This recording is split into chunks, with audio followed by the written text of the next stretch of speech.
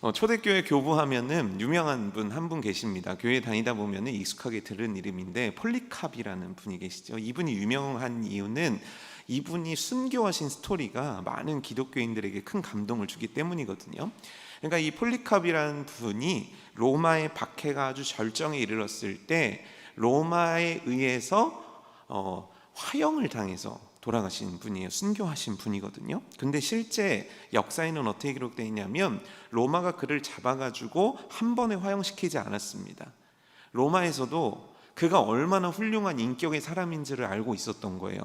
그가 있었던 지역을 담당하는 로마 군인들을 비롯해서 관리들도 그가 정말 좋은 사람인 거를 알고 있었던 거예요. 그래서 실제 그가 잡혀왔을 때 어떻게든 풀어주려고 그에게 간청한 내용이 남아 있습니다. 그게 뭐냐면, 선생님, 그냥 한 번만 예수님을 부인하시면 안 됩니까? 우린 정말 선생님을 크리스천과 그렇지 않은 걸 떠나서 진심으로 존경하는데 선생님 한 번만 예수님을 부인하신다면 저희가 평생토록 선생님에 대해서 그 누구도 터치 못하도록 만들어 드리겠습니다라고 간청을 했다는 거예요. 이에 폴리캅 이 교구는 뭐라고 얘기하셨냐면, 이 말이 유명한 거죠. 86년 살아오는 동안 주님은 한 번도 나를 부인하지 않으셨는데 내가 어떻게 주님을 부인할 수 있겠는가? 이 말씀을 남기시고 드디어 화형을 당하셔서 순교하신 분이 바로 교부 폴리캅이라는 분입니다. 근데 이분이 섬기셨던 교회가 어디냐면 서머나 교회라는 곳이에요. 서머나 교회 하면은 그런 교회가 있었나 보다 하겠지만 놀랍게도 성경에 나오는 교회입니다. 요한계시록에 7교회가 언급됐을 때 서머나 교회는 이런 칭찬을 받는 교회였었습니다. 요한계시록 2장 9절인데요. 내가 내 행위와 수고와 내 인내를 알고 또 악한 자들을 용납하지 아니한 것과 자칭 사도라 하되 아닌 자들을 시험하여 그의 거짓된 것을 내가 드러낸 것과, 이 말씀이 의미하는 건 뭐냐면 이단의 엄청난 공격에서도 너희들은 바른 신앙과 바른 믿음을 지켜냈구나. 뿐만 아니라 너희들은 신학적으로 온전했을 뿐만 아니라 너희들은 이 땅 가운데서 크리스천으로 행위와 수고를 아끼지 않는, 그 헌신을 아끼지 않는 진짜 참된 교회구나 칭찬받았다는 거죠. 근데 이 서머나 교회는 한 교회와 대비가 되는데 그 교회는 어디냐면 라오디게아 교회라는 곳입니다. 실제 서머나 교회는 잘난 교회가 아닙니다. 커다란 교회도 아니고 돈이 많은 교회도 아니며 훌륭한 인물들이 많이 탄생한 그런 어떤 보기 좋은 어떤 뭔가를 딱 보여줬을 때 와 할 만한 그런 구석이 있던 교회가 아니었는 거예요. 근데 라오디게아 교회는 달랐습니다. 교회 중에서 가장 많이 모이는 교회 중에 한 곳이었고 가장 부유한 교회 중에 한 곳이었습니다. 그런데 예수님의 평은 전혀 다릅니다. 요한계시록 3장 17절에 이렇게 나와 있는데요. 들어보세요. 내가 말하기를 나는 부자라 부요하여 부족한 것이 없다 하나, 그들의 생각이에요. 우린 부자야, 부족한 게 없어. 그런데 평가는 어떠냐면 내 곤고한 것과 가련한 것, 가난한 것과 눈먼 것과 벌거벗은 것을 알지 못하는도다. 너희들은 큰 착각 속에 있는데 너희들은 가난해, 너희들은 벌거벗었어, 너희들은 곤고해. 왜 이렇게 평이 달라지고 있는 걸까요?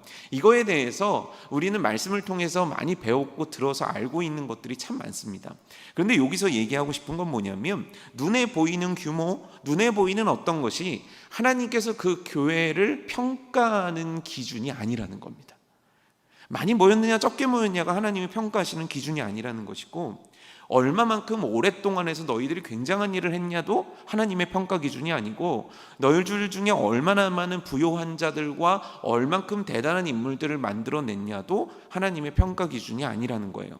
하나님은 다른 잣대를 대고 그 교회가 좋은 교회고 그 교회가 나쁜 교회라고 평가하고 계시다는 거예요. 이걸 잘 알 수 있는 말씀의 한 구절 대목이 있는데 그 대목의 스토리는 이와 같습니다. 베드로가 성전 앞을 지나가게 됩니다. 근데 성전 앞을 지나가게 되면 이 기본적으로 유대인들이 하던 일 하나가 있는데, 그건 뭐냐면 양쪽 옆에 구걸하던 자들에게 반드시 적선을 해야 됩니다. 그게 근동사회의 문화이기도 했고, 그리고 그 당시에 유대인들이 꼭 지켜야 될 자신들의 룰과 같은 것이었어요. 가난하고 어려운 자들에게 구제하는 거예요. 그래서 부자들은요, 과시하듯이 그 옆에 있는 가난한 자들에게, 구걸하고 있는 자들에게 적선을 했다는 거죠. 그럼 적선을 했을 때 누가 적선을 잘한 자입니까? 말이 좀 어렵죠. 쉽게 얘기하면 뭐냐면 거지가 있다는 거예요. 그럼 거지 입장에서 누가 좋은 사람입니까? 사람들이 다 그 장면을 보고 있을 때 누가 대단한 신앙인입니까? 많이 적선한 사람이죠. 요즘같이 지폐로 된 화폐가 아니라 투두둑 툭 떨어지는 동전이었으니까 황금덩이라도 하나 딱 누군가에게 줬을 때 사람들은 와 그랬을 거예요. 와 대단하다. 그런데 그 길을 걷는 베드로가 멈추는 거예요. 멈췄다라는 건 뭡니까? 그러니까 요 거지 입장에서 우리가 생각을 해봐요. 여러분들이 거지라는 게 아니라 거지의 위치에서 한번 이렇게 베드로를 올려다 본다고 생각해 보세요. 구걸을 하고 이렇게 했는데 자기 앞에 발이 하나 멈췄습니다. 그럼 마음속에 무슨 생각이 드시겠습니까? 아, 오늘 빈손으로 가지 않겠구나. 근데 느낌이 쎄한 거예요. 신발이 브랜드가 아니에요.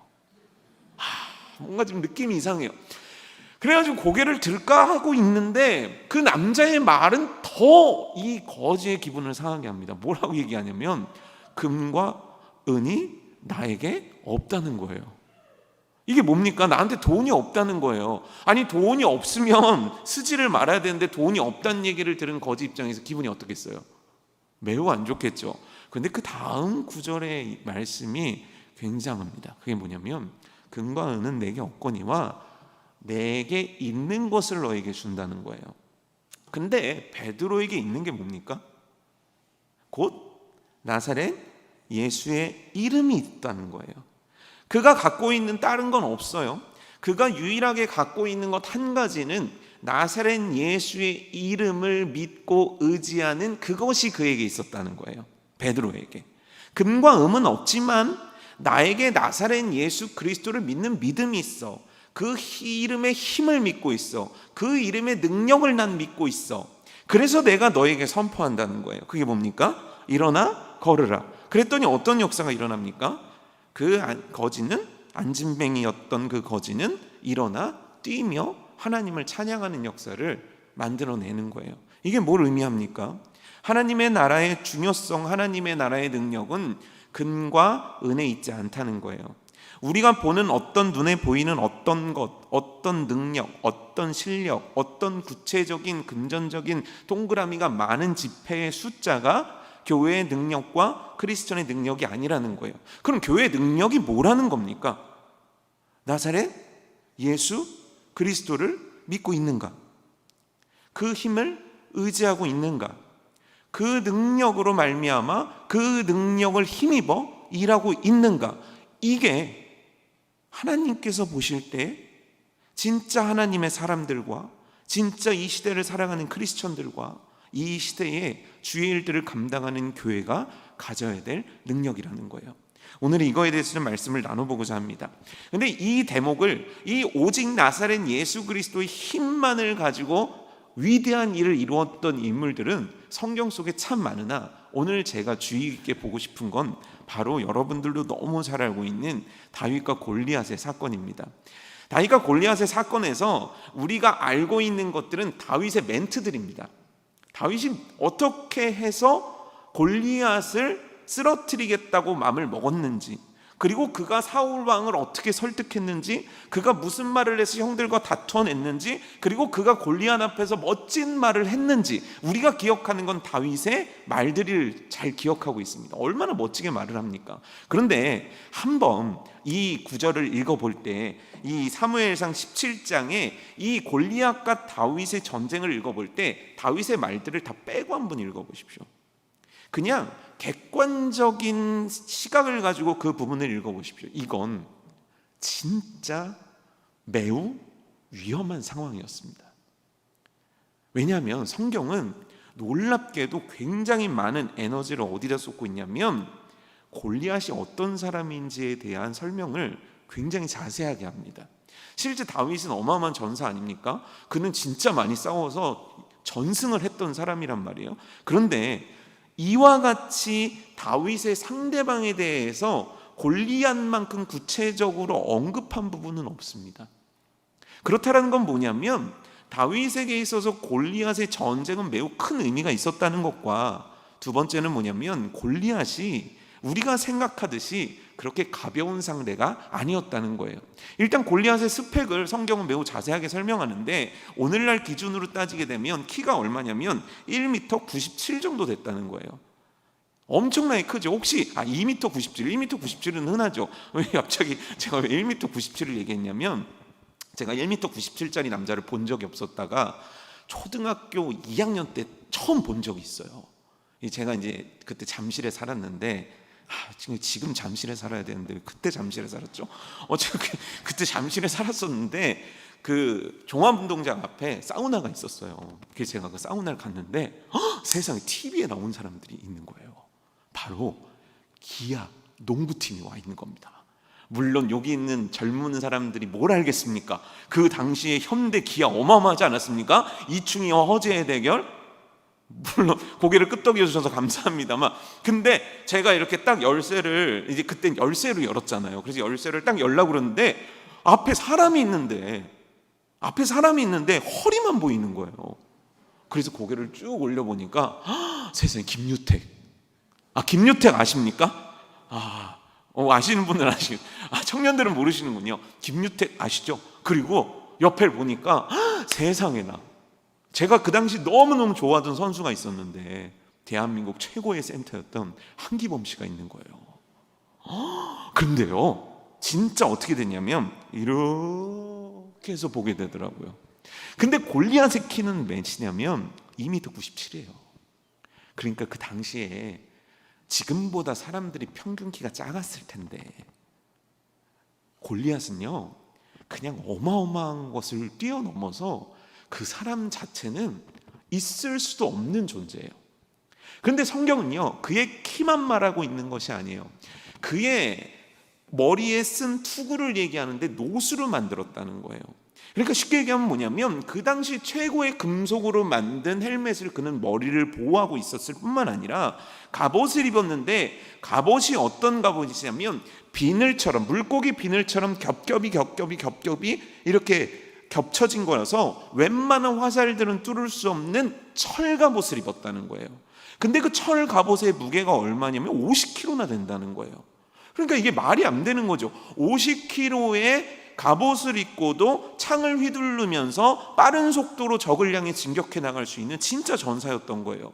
근데 이걸 통해서 우리가 알 수 있는 건 뭐냐면 그냥 단지 키만 크고 보여주기식이었다면 블레셋도 그 당시에 흔하지 않았던 철 갑옷과 그렇게 탁월한 무기들을 그에게 주지 않았을 거라는 거예요. 학자들에 의하면 대단한 장수였다는 거예요. 말만 허풍이 아니라 진짜 힘과 능력을 갖고 있는 장수였다는 거예요. 근데 또 하나는 뭐냐면 그렇다면 먼 거리에서 얼마든지 골리앗을 공격할 수 있지 않습니까? 활을 쏠 수도 있고 이 돌을 던져서 맞출 수도 있고, 그런데 중요한 건 그의 주변에는 방패를 든 병사들이 있어서 날라오는 것들을 막는 역할을 하고 있었다는 거예요. 그러니까 어디 하나 틈이 없는 완벽한 자가 골리앗이고 그의 키와 그의 힘과 그의 능력은 참으로 대단했다는 거예요. 그런데 이 대단한 골리앗 앞에서 다윗이 시도했던 일이 있는데 그건 딱 두 가지였습니다. 첫 번째는 뭐냐면 다윗이 원하진 않았지만 사울을 만나서 얘기했을 때 사울은 다윗으로 하여금 전쟁을 나가는 것을 허락하면서 다윗에게 자신의 갑옷을 입혀줬다는 거예요. 그때 사울도 상당히 큰 키였는데 일반 사람보다 머리 하나가 컸다 그러니까 190 정도는 됐을 거라고들 얘기를 하더라고요.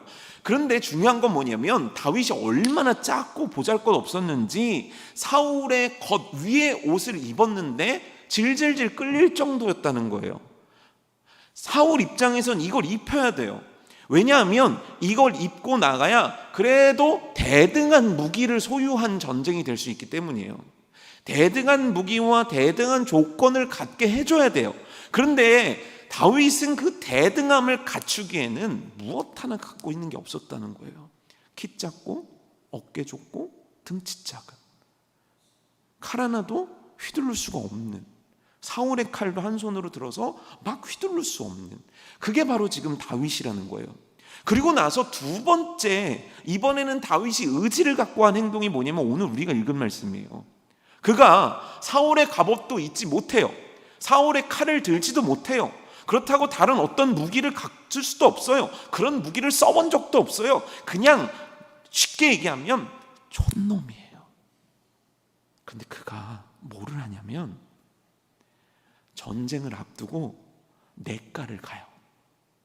그래서 뭐를 하냐면 돌멩이를 주워요. 여러분 어떻습니까? 돌멩이를 잘 주스면 싸움에서 이기는 겁니까? 아니 생각을 해보세요. 매끄러운 돌멩이를 찾는 이유는 뭡니까? 이걸 잘 고르면 그가 이길 수 있는 확률이 올라가는 겁니까? 아니에요. 그런데 더 중요한 건 뭐냐면 그 당시에 여러분들 생각을 해보세요. 그 당시에 사사기를 통해서도 알 수 있지만 이스라엘이 잘하는 게 있는 게 물맷돌을 던져갖고 사람을 맞추는 그 무기가 있었단 말이에요. 그러면 사울의 군대에 그런 병사가 있었겠습니까? 없었겠습니까? 있었겠죠. 활 쏘는 자도 있었겠죠. 칼 쓰는 자도 있었겠죠. 다 있었겠죠. 그렇다면 가서 돌 몇 개만 좀 주세요 이러면 되는데, 다윗은 놀랍게도 자기가 직접 시간을 들이고 노동을 들여서 그 돌을 주스러 간다는 거예요. 저는 말씀이 있는데 이 부분이 너무 크게 다가오는 거예요. 다윗은요 돌멩이 하나도 허투루 갖고 올라가지 않아요. 누가 봐도 안 되는 전쟁이거든요. 누가 봐도 불가능한 전쟁이거든요. 그런데 다윗은요 그 수많은 매끄러운 돌멩이들을 선택하는 게 아니라 돌멩이 하나도 헛된 곳으로 가져가지 않으려고 최선을 다하고 있다는 거예요. 다윗은 이 전쟁에 최선을 다해서 임하고 있다는 거예요. 묻고 싶습니다. 오늘날을 살아가는 크리스천인 여러분들, 하나님을 위해서 최선을 다하고 계십니까? 하나님께서 맡겨주신 이 인생의 전쟁을 승리하기 위해서 최선을 다하고 계십니까? 하나님을 믿는 믿음이 뭔지 아십니까? 하나님께서 하늘에서 벼락을 내려줄 거야, 이거 믿는 거 믿음일 수 있습니다. 하지만 믿음은 뭐냐면 하나님이 계심을 믿기에 최선을 다하는 게 믿음입니다. 여러분 생각해 보십시오. 노아가 120년 동안 방주를 지었습니다. 하나님은 그를 의롭다 여기셨는데 그의 의롭다 하심의 근거는 뭐냐면 그의 120년간의 노동이었습니다.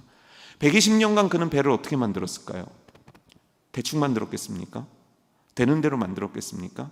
그냥 때려치고 그냥 하기 싫으니까 억지로 했겠습니까? 아니에요. 그는 120년 동안 최선을 다해 하나님 앞에 방주를 만들어 드렸다는 거예요.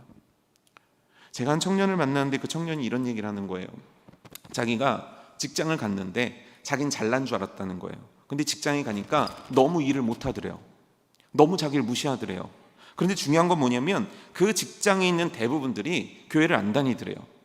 그런데 자기는 취업을 할 때 얘기를 했대요. 나는 교회를 가야 됩니다. 그래서 사람들이 자기가 크리스천인지 안 되는 거예요. 그런데 어느 날 쟤는 교회 나가느냐고 일도 잘 못하나 봐. 쟤는 교회 다니느냐 이 일도 제대로 안 하나 봐. 누군가 이런 얘기를 하더라는 거예요. 너무 속상했대요. 막 분이 일어났대요. 그래서 가서 하나님 앞에 기도하며 하나님 제가 직장을 그만두겠다고 하나님 앞에 이야기를 했대요. 그런데 그날 말씀을 듣는데 그날 큐티를 하는데 한 단어가 눈에 쏙 들어오더라는 거예요. 그게 뭐냐면 크리스천들은 구별돼야 된다라는 구절이었는데 그 구별됨이 설명을 하는데 distinguish라는 영어를 쓰더래요. 그 있습니다. 그런 단어가. 뭘 중요합니까? 그런데 자기는 그 단어를 어떻게 생각했냐면 구별되다. 그러니까 내가 이 사람들이 술 먹을 때 나는 술을 먹지 않고 이 사람들이 음담패설을 할 때 그 자리에 끼지 않으며 이 사람들이 타락한 어떤 행동을 할 때 나는 하지 않는 것이 구별됨의 행동이라고 생각했다는 거예요. 그런데 그 단어 속에는 놀라운 의미 하나가 포함되어 있는데 뭐냐면 차이를 두다라는 말이 포함되어 있다는 거예요. 그게 뭐냐면 구별되다라는 건 그 사람과 다른 결의 인생을 살아야 되는 건 마땅한 거고 크리스천으로 그 사람보다 탁월함을 가져야 된다라는 의미 역시 포함하고 있다는 게 자기 스스로 깨달아지더라는 거예요. 그래서 하나님 앞에 기도했대요. 하나님, 내가 밤을 새던 무슨 수를 쓰던 내가 저 사람들한테 인정받는 사람이 되겠습니다. 그리고 그 친구의 말이 뭐냐면 앉은 자리에서 24시간이 흘렀대요.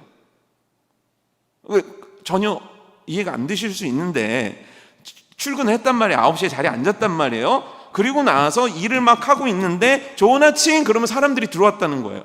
혹시 이런 인생의 끔찍한 경험을 해보신 분 계십니까? 혹시 이 정도로 열심히 일해본 적 계십니까? 죄송하게도 저는 단 한 번도 24시간 동안 설교를 준비해 본 적이 없습니다. 근데 이 친구가요 24시간씩 밤을 지새우는 일들을 계속했대요. 나중에는 정신이 나갈 것 같더래요. 그런데 계속 그 말씀 하나를 붙잡고 기도했대요. 하나님, 내가 탁월한 크리스천으로 저들과 구별되게 해주세요. 저들이 나를 인정할 수 있게 해주세요. 내가 교회 다니는 것, 내가 신앙생활하는 것, 이것 때문에 내가 뒤처진다는 얘기를 다신 듣지 않게 해주세요. 그렇게 싸우듯이 투쟁하듯이 버텼던 1년이 지나고 나서 사람들이 그에게 하는 말이 어때요? 너 일 잘한다. 넌 진짜 대단하다. 나랑 같이 같은 팀으로 들어오지 않을래? 이런 칭찬을 받았다는 거예요. 여러분, 크리스천들은 최선을 다한 자들입니다. 잠언 말씀에 이런 말씀이 있어요. 15장 22절인데 의논이 없으면 경영이 무너지고 지략이 많으면 경영이 성립하느니라. 이 말씀은 뭐냐면 너희들 생각하라는 거예요. 너희들 공부하라는 거예요. 머리 짜내라는 거예요. 노력하라는 거예요. 세상이 이러니까 우리는 어쩔 수 없습니다. 제발 그런 얘기 그만하고 지략을 짜내고 의논을 해서 하나님이 뜻하시는 인생을 향해 나아가라는 게 우리를 향하신 하나님의 말씀이고 우리를 향하신 크리스천들의 인생의 태도라는 거예요. 여러분, 우리는 믿음이 있는 자들인데 믿음은 오늘 내게 주어진 그 일에 최선을 다하게 만드는 힘임을 믿습니다. 오늘 다윗은 아무것도 아닌 일이에요. 그 돌멩이 고르는 거 아무것도 아니에요. 그런데 마지막 전투에 임하기 전 그 돌아나라도 최선을 다하는 모습이 바로 오늘을 사는 우리 크리스천들의 모습이 되어야 될 줄 믿습니다. 그런데 그래서 이제 그래 최선을 다해야겠다 생각을 했단 말이에요. 그리고 성경을 착 넘기려고 그러는데 항상 이게 문제예요. 목사들은 뭐냐면 넘기려고 그러는데 한 가지 또 궁금증이 생기는 거예요. 근데 이 궁금증은 너무 제가 생각해도 엉뚱한 궁금증이었는데 뭐냐면 여러분들 이런 생각 해본 적 있으십니까? 도대체 다윗은 이 돌멩이를 주스면서 무슨 생각을 했을까? 안 궁금하시죠? 그런데 저는 그게 너무 궁금하더라고요. 아니, 돌멩이를 주스면서 무슨 생각을 했을까? 왜냐하면 여러분 생각해 보십시오. 좋은 돌멩이를 고른다고 해서 골리앗을 이길 수 있는 게 아니에요. 그냥 다윗은 자신이 해야 될 최선을 다하고 있는 거예요. 그렇게 살아왔고 그렇게 살아야만 하기 때문에 그는 최선을 다해서 돌멩이를 고르고 있지만 그때 그의 머리와 가슴 속엔 어떤 생각이 맴돌았겠냐는 거예요. 무슨 생각했을 것 같으십니까? 물어보고 싶네요. 하지만 여러분들이 지금 제 눈을 마주치지 않기 때문에 물어보지는 않겠습니다. 도대체 무슨 생각을 했을까요? 제가 이제 말레이시아 선교가 준비되고 있는 과정이 있었는데 한 2달여 남았어요. 근데 너무 마음이 불안하고 기분이 안 좋은 거예요. 왜냐하면 너무 열심히 준비를 하는 거예요. 그러니까 뭔가 가서 이제 왜 이렇게 못하세요? 당신 때문에 망했습니다. 뭐 이렇게 해야 되는데 너무 열심히 준비하니까 내가 너무 부담이 되는 거예요. 막 그때 저희 집사람하고 아내도 무슨 맨날 나가요. 맨날 나가서 12시에 막 들어오는 거예요. 그리고 막 그 줌으로 기도회를 하는데 그냥 일반 평신도들이면 기도회 적당히 해야 되는 거 아닙니까? 이거는 완전 누가 기도회를 잘하나 경쟁이 붙듯이 누가 뜨겁냐 온도 경쟁을 막 하고 있는 거예요. 아니 줌으로 기도하는데 눈물 흘리는 건 처음 봤습니다. 그리고 막 사람들이 계속 늘어납니다. 그러니까 제 마음이 불안해지는 거예요. 뭐가 불안해지냐면 여러분들이 열심히 해가지고 꼴 보기 싫고 그런 게 아니라 내가 예상치 못했던 일들을 생각하게 되기 시작하는 거예요. 아프면 어떡하지? 비행기가 저가항공인데 아이들이 투정 부리고 짜증내면 어떡하지? 밤새 타고 가야 되는 비행기 속에서 누가 힘들면 어떠지? 도착했는데 비가 내리면 어쩌지? 비가 내리면 안 되는데 오고 가는 길에 비 쫄딱 맞으면 능력 없는 목사 되는데 원래 선교제 가면 목사들이 손으로 다 비 막아야 되는 거 아닙니까?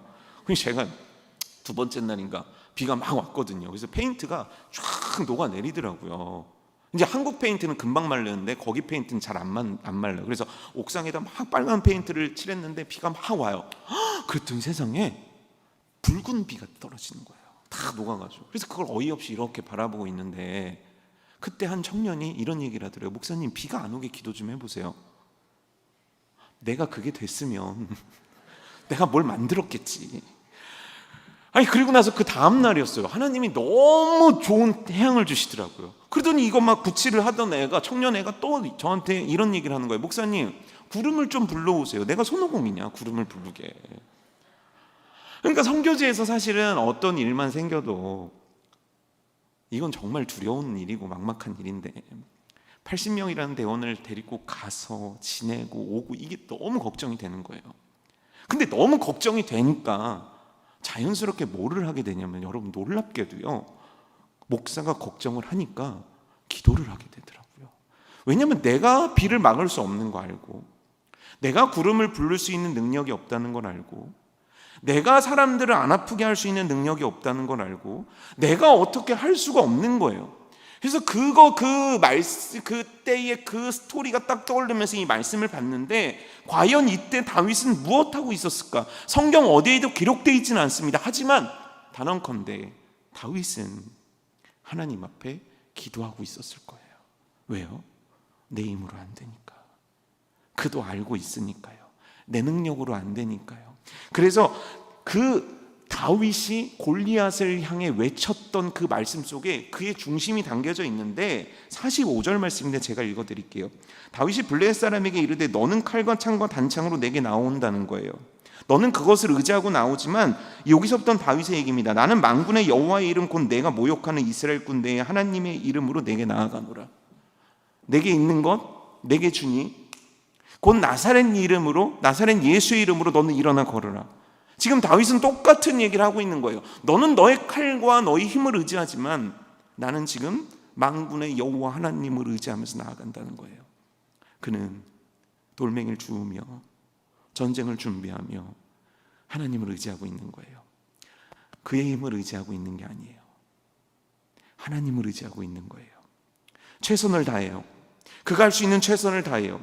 하지만 그의 최선을 의지하는 게 아니에요. 하나님의 능력을 의지하고 있는 거예요. 여러분, 이 비밀을 알고 계십니까? 최선을 다함과 하나님을 최선을 다해서 의지함에 대한 이것에 대해서 알고 계시냐는 거예요. 우리는 뭔가 이 둘 사이의 균형을 맞추질 못합니다. 하나님이 역사하시니 난 아무것도 안 해도 된다고 착각합니다. 그리고 내가 뭔가를 하니 하나님의 영역은 여기까지 필요 없다라고 또 착각합니다. 그런데 여러분, 놀랍게도 다윗은 이 순간에 너무나도 하나님 앞에 최선을 다하고 있었고, 그 최선을 다한 그것을 가지고 하나님을 전적으로 의지하고 있었다라는 거예요. 바로 이것이 골리앗을 쓰러뜨렸던 다윗의 태도라는 거예요. 예수님께서 제자들에게 할 수 없는 명령 하나를 내리십니다. 그 명령은 뭐였냐면 너희들이 먹을 것을 주라는 거예요. 상황을 살펴봅시다. 예수님께서는 어느 날 배를 타고 이동을 하시는데, 그 배를 타고 이동하는 걸 저 멀리에서 백성들이 본 거예요. 그러면서 예수님께서 가는 길을 배를 따라서 사람들이 막 몰리기 시작하는 겁니다. 광고를 한 것도 아니고 예고를 한 것도 아니었는데, 그래서 어느 날 모인 사람이 남자만 5,000명, 전체 인구를 따지면 2만 명이 넘는 사람이 바로 그곳에 모인 거예요. 그래서 예수님은 거기서 뭘 하냐면 말씀을 전하시고 병든 자를 고치시고 귀신 들린 자를 내쫓으시면서 하나님의 역사들을 일궈냅니다. 그랬더니 시간이 흐릅니다. 저녁 시간이 되었습니다. 배가 고픕니다. 그럼 이들을 내보내야 됩니다. 왜냐하면 2만 명이에요. 2만 명이면 어마어마하게 많은 사람들이지 않습니까? 그들을 당연히 보내야 되는데, 예수님께서 갑자기 제자들이 하신 얘기가 뭐냐면 나는 보내기를 원치 않는다는 거예요. 이들을 먹이기 원한다는 거예요. 그런데 니네가 그걸 해결하라는 거예요. 무슨 수로 해결합니까? 그때 머리 좋은 제자들이 나왔습니다. 예수님, 이들을 다 먹이려면 200데나리온의 떡이 부족합니다. 그런데 그 200데나리온의 떡을 우리가 어디서 구한다는 것도 불가능하지만 이들에게 그걸 어디서 구해서 어떻게 먹일 수 있습니까? 그러니까 지금 최적의 조건은 이들을 보내는 겁니다.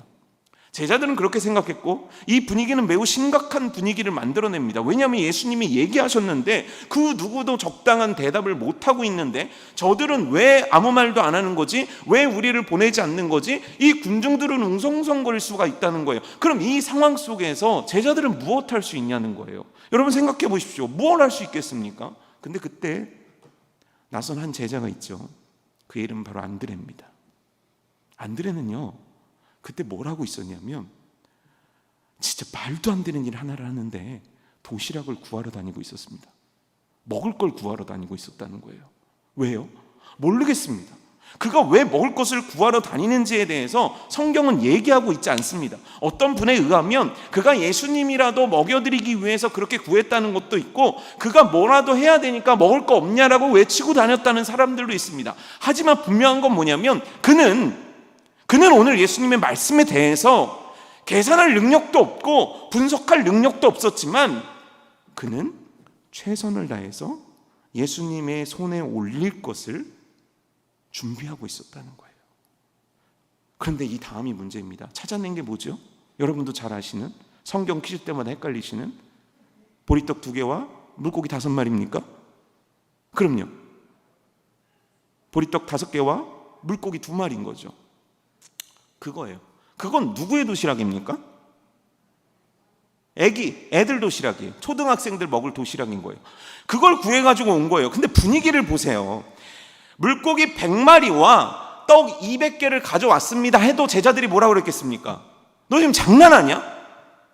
너 지금 이 분위기가 읽혀지지 않냐? 너 이 사람들한테 이거 보이면 너 도대체 너 생각이 있냐?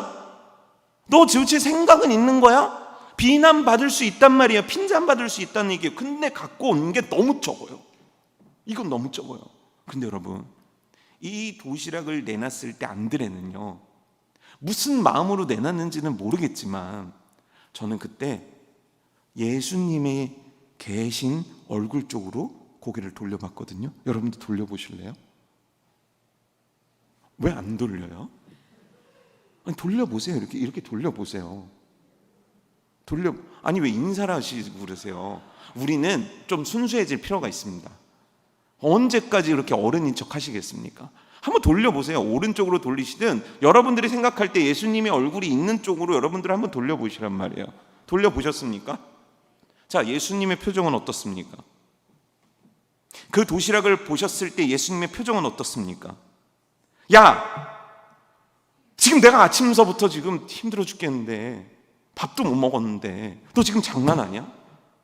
이거 말라 비틀어진 이 물고기, 이거 보리떡 몇 개 가지고 지금 너 지금 장난하냐? 내가 너한테 명령했잖아. 너한테 맡겼잖아. 너 어떻게 이럴 수 있어? 예수님이 이러고 계십니까? 아니요. 제가 본 예수님의 얼굴은 웃고 계신 거예요. 왜요? 양이 중요한 것도 아니고 비싸고 싼 게 중요한 것도 아니에요. 예수님의 손에 올려놓을 그 순종이 필요한 거고, 예수님 손에 올려놓을 그 최선이 필요했던 거예요. 안드레는 예수님의 손에 그걸 올려놓는 거예요. 그러자 예수님께서 무슨 명령을 하십니까? 얘들아, 50명 100명씩 사람을 그룹 지어서 앉아라. 여러분들처럼 그룹을 쫙 짓는 거예요. 그리고 축사하십니다. 여기서 이제 많은 분들이 예수님은 어떻게 기도하셨을까 이렇게 궁금해 하시거든요. 모르죠. 근데 축사하신 후에 떡을 떼어 나눠주매 5,000명이 배부리 먹고 12광주리가 남았더라. 12바구니가 남았더라. 이게 성경의 기록 아닙니까? 사랑하는 성도 여러분, 우리는 믿기 어려운 시대를 살고 있습니다. 그래서 어떻게 생각하냐면 할 수 없다고 생각합니다. 또 믿기 어려운 시대를 사니까 한쪽 극단적으로 무슨 생각을 하냐면, 그러니까 하나님께서 역사하실 거 아니냐는 매우 낙관적인 생각을 갖고 있습니다. 둘 다 틀렸습니다. 최선을 다해 준비함과 그 최선을 준비함을 하나님 앞에 손에 올려놓는 이것이 바로 주님을 의지하는, 주님의 기적을 바라는, 주님의 기적을 일으킬 수 있는 믿음의 사람의 태도라는 것을 여러분들 꼭 기억해야 합니다. 제가 제가 초등부를 맡게 된 시절이 있었어요. 그때가 이제 청년 대학생 시절이었는데, 이제 그때 제가 이제 섬겼던 교회는 이제 교사 신청을 받습니다. 그리고 이제 시험을 봐요. 그리고 이제 시험을 보고 그냥 은혜롭게 다 합격을 시켜주고 이렇게 앉힙니다. 그러니까 어떻게 하냐면 자신이 맡고 싶은 반을 손을 들어서 이야기를 하는 거예요. 그럼 이제 부장 선생님이 어떻게 얘기하시냐면, 자, 1학년 여자반은요, 아이들이 몇 명 있고 어떻게 돼 있고 이렇게 상황을 쫙 설명을 해주시는 거예요. 그런데 그때 이제 다른 선생님들은 뭐 저는 1학년 맡을래요, 2학년 맡을래요. 근데 저는 이렇게 딱 마음에 끌리는 반이 없어서 기다리고 있는데 갑자기 이제 6학년까지 올라간 거예요. 그러더니 하신 얘기가 뭐냐면 6학년 여자반은 4명이 있대요. 4명이 있대요. 그런데 6학년 남자반은 1명밖에 없대요. 저는 걔가 누군지 알아요. 걔는 집이 멀어요. 그리고 태생이 전역형 인간이에요. 그래서 교회에 52주이면은 10주도 제대로 안 나오는 애예요. 근데 걔 하나가 있다는 건 무슨 뜻이냐면 1명도 없다는 뜻이에요. 그럼 어떻게 해야 됩니까? 그 반을 피해야죠. 지금 맡으라는 분들은 뭔가 잘못 생각하고 있는 거예요.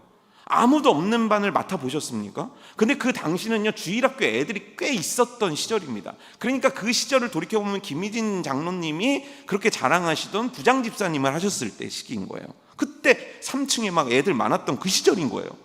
그러니까 그때는 교회가 애들이 귀하게 될 거라고 생각도 못했던 시대니까요. 근데 제가 지금까지 주일학교 교사를 그때까지 하면서 1명도 없는 반은 한 번도 없었어요.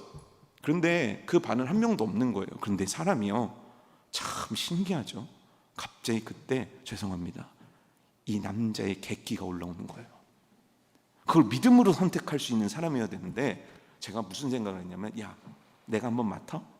그래서 이렇게 쭉쭉쭉쭉 한번 해가지고 그 목사님들마다 그 부흥의 스토리가 있는데 나는 이렇게 대학생 시절 때 요거 한번 만들어봐, 이 생각으로 제가 손을 번쩍 든 거예요. 그러니까 주변에서 오 이러는 거죠. 그럼 기분이 어떻겠습니까? 더 좋죠. 그래 놓고 진짜 열심히 해야 되겠다는 결심을 가지고 뭐 매주 전도는 당연한 거고요. 그 1명 있는 아이한테도 진짜 전화 자주 하면서 약속을 하는 거예요. 그리고 1월 첫 주가 됐습니다. 1월 첫 주. 그래, 시작은 미약 같지만 끝은 어떻게 되는 겁니까? 우리는 그거 다 좋아하잖아요. 저도 그거 좋아했거든요. 그런데 그날 얘가 안 왔어요. 그렇게 약속을 했는데 안 왔어요. 그래서 다 이제 그때는 무슨 실이 있던 게 아니니까 이런 장의자에 몇 칸 떨어져서 이렇게 반을 운영했거든요. 그래서 6학년은 저 뒤쪽 기둥 쪽에 있는 반이었는데 그 부장집사님이 얄궂게도 여자 반을 옆에다 놓은 거예요. 이렇게 보니까 나보다도 능력도 없는 선생님이 막 여자애들하고 깔깔거리면서 막 이러는 거예요. 저는 없는 거예요. 그거 어떻게 해야 될까요? 그때 나만 없어요. 애들이 나만 없어요. 그럼 어떻게 해야 되죠?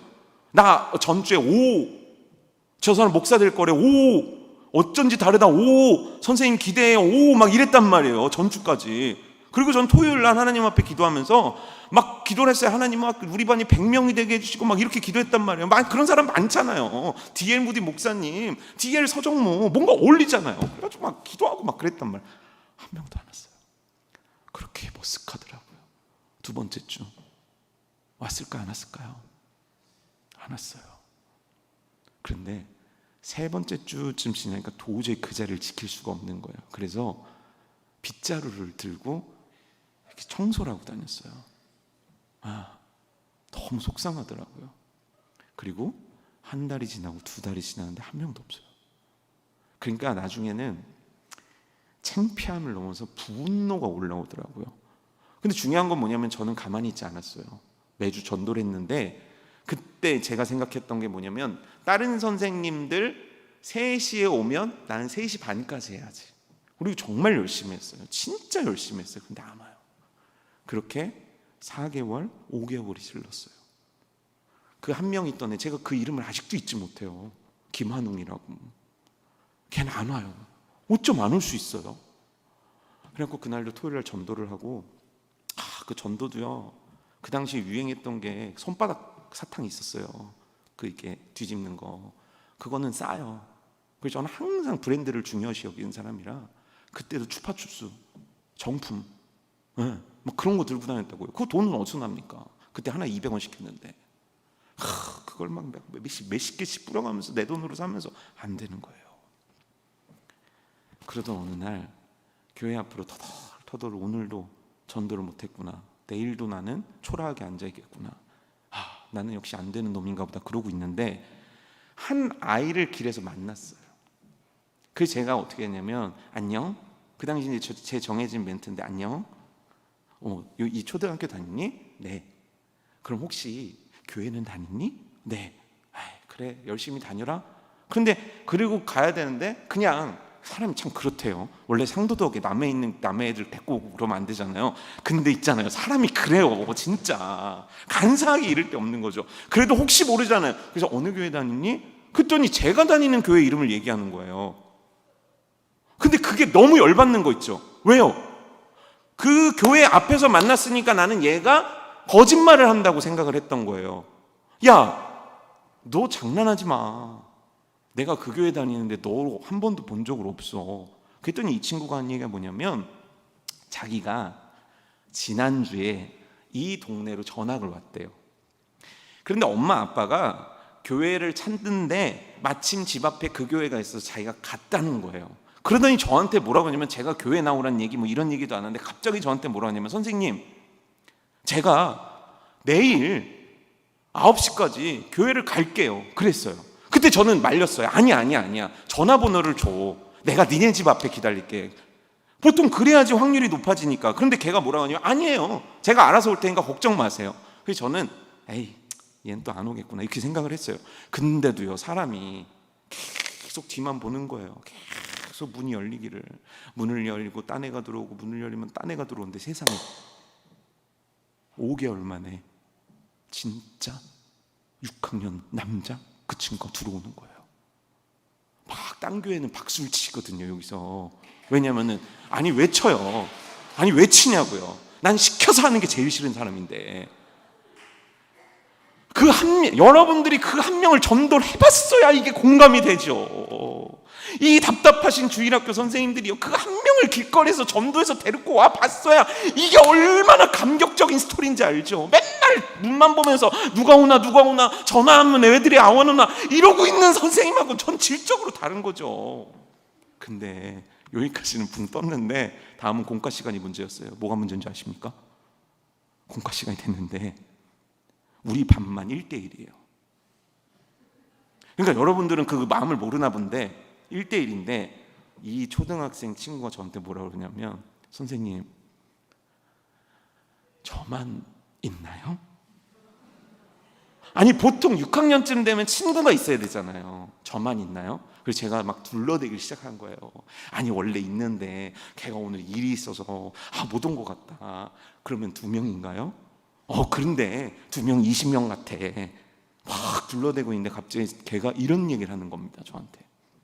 선생님, 됐어요. 다음 주부터 제가 데리고 올게요. 나는 이런 애를 태어나 처음 만나봤거든요. 도대체 뭐지? 그러니까 그래 고맙다. 그리고선 끝난 거예요. 그럼 저는 다음 주에 얘가 안 올 줄 알았어요. 근데 그때부터 시작이었어요.